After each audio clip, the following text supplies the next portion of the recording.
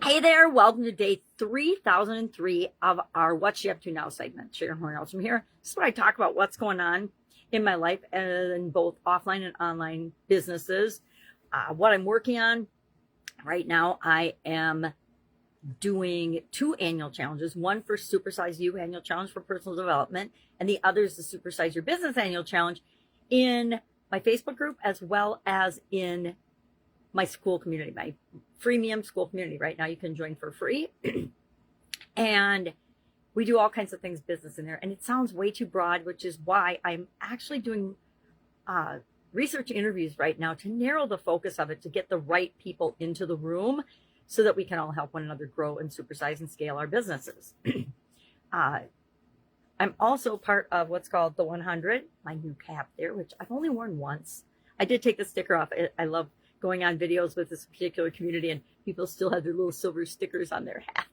I think I took my first picture with it on, and then I took it off. I'm like, all right, that's silly. I haven't worn caps for a long time, but I really like them. I used to be a cap girl in high school. I would wear a cap all the time because my hair was always blown around in my face, and that always bothers me. It tickles my face. All right, today we're talking about FU, not what you think it is. I don't mean FU, and FT. And of course, anything that's initials could mean all kinds of things. So instead of guessing, like I've had to guess in this community what certain things mean, and I finally have been asking the younger people that know what they mean, we are doing all kinds of things that are outside my comfort zone, right? Things that I know I've needed to do for decades, but I have chosen not to, or I found a way to do them that were super duper easy for me. And that's part of where the FU and FT comes from in today's discussion. FU stands for follow up. FT stands for follow through. And one of the things I pride myself on doing is being careful what I commit to. Number one, that's our first thing so often. And I did this for a lot of decades and totally burned out and fried myself up to and including a sudden cardiac arrest, which I don't recommend for anyone. I'm just so lucky to be here following that event. Unbelievable how grateful and fortunate and happy I am to still be here.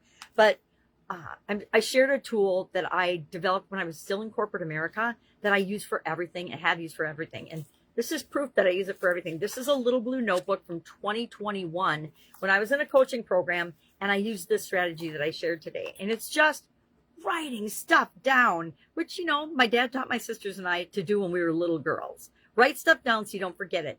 Write down, do what you say you're going to do. All the good things, right? So in 2021, I was taking this training, and I had two things from the training that day I was going to follow up on. So I make a little checkbox, and then when I actually did them, I put an X or a check in the box.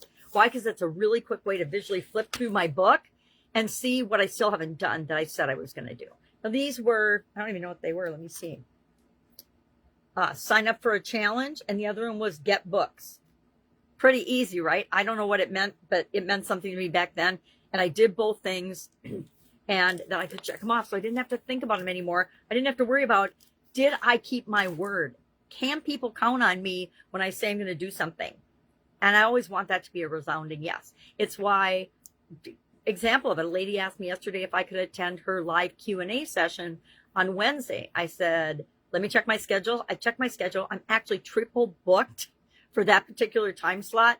And so I said, not this time. And I'm not going to be able to participate this time. But she does every other week, so maybe I'll be able to. And again, it's on the school platform. Premium people are always trying to get us to upgrade. I already am overextended and overcommitted when it comes to the platform. So I'm starting to be really discerning about what I say yes to and what I don't say yes to. Because I'm in two really big challenges right now, plus my own double annual challenges and rolling out my community. So that's got to be my number one priority. Second is this challenge. Third is another challenge that I'm involved in that's actually wrapping up at the same time this one does. I know.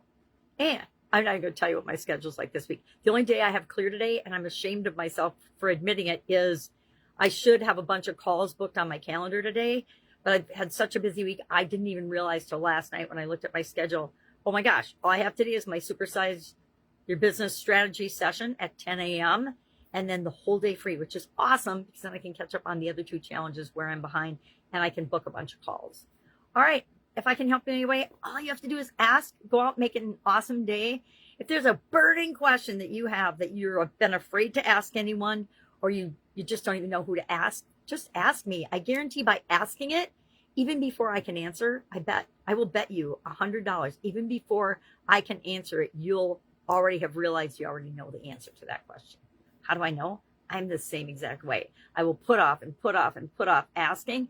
And as soon as I ask, the universe opens up and says, hello, you've known the answer all along. Just do this. Ta-da. All right, go out, make an amazing day, and I will, of course, be with you tomorrow. Bye.